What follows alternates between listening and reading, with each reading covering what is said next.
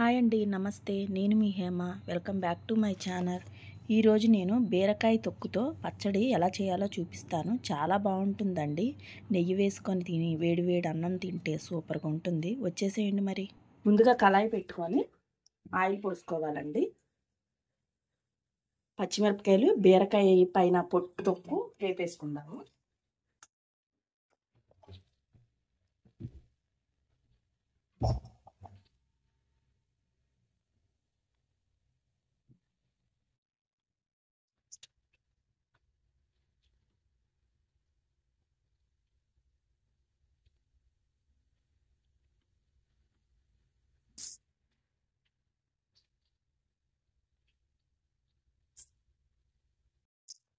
పచ్చిమిరపకాయలు వేసిన ముందు ఒక ప్లేట్లో తీసేసి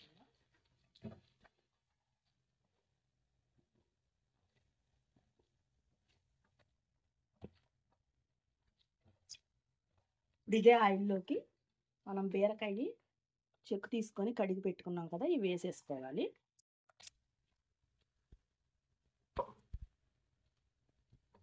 ఇవి బాగా వేసేసుకోవాలి. కొంచెం గోల్డ్ కలర్ వచ్చే వరకు వేసుకోవాలండి. ఇవి వేగిపోయినాయి, ఇవి తీసేద్దాం. ఇవి తీసేసుకొని ఇప్పుడు ఇందులో మనం టమాటా వేపేసుకుందాం.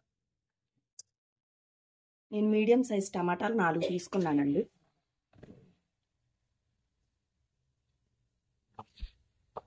టమాటా కూడా వేసుకోవాలి.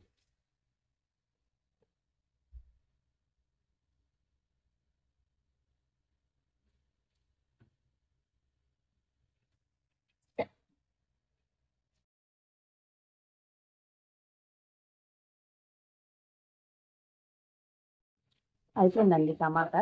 స్టవ్ ఆఫ్ చేసేసుకోవడమే. మెత్తగా ఉడికిపోవాలి టమాటా. ఇది చల్లారిపోయిన తర్వాత మిక్సీ పట్టేసుకుందాము. ఇప్పుడు మనం వేయించి పెట్టుకున్న పచ్చిమిరపకాయలు, బీరకాయ తొక్కు ఉంది కదా, మిక్సీ పట్టేసుకున్నాము. వేసుకొని 3 ఎల్లుల్లిపాయ రేకలు, కొంచెం చింతపండు, కొంచెం జీలకర్ర, అలాగే ఉప్పు.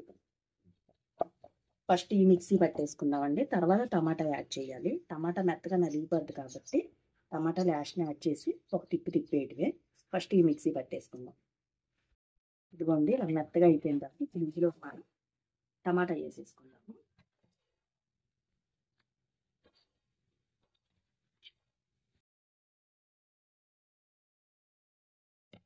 ఇది కూడా మిక్సీ పట్టేసుకోవచ్చు.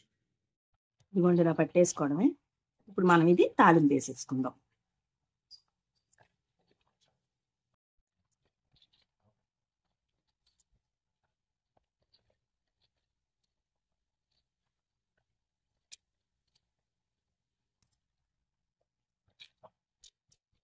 ఇప్పుడు మనం తాలింపు వేసేసుకున్నామండి. ముందుగా ఆయిల్ పోసేసుకొని కళాయి పెట్టుకొని ఆయిల్ పోసేసుకొని తాలింపులు వేసేసుకుందాం.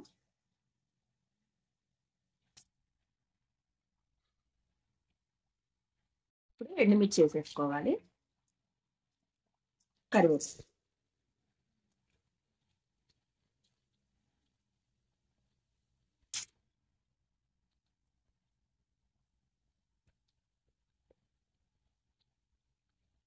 కొంచెం ఇంగువ. స్టవ్ ఆఫ్ చేసేసుకొని పోపు వేసేసుకుందాం.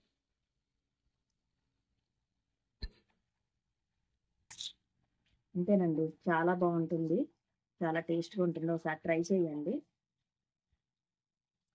ఓకేనండి, మా వీడియో కనుక నచ్చితే లైక్ చేయండి, షేర్ చేయండి, సబ్స్క్రైబ్ చేసుకోండి. మరొక మంచి వంటతో మళ్ళీ కలుస్తా. Bye friends.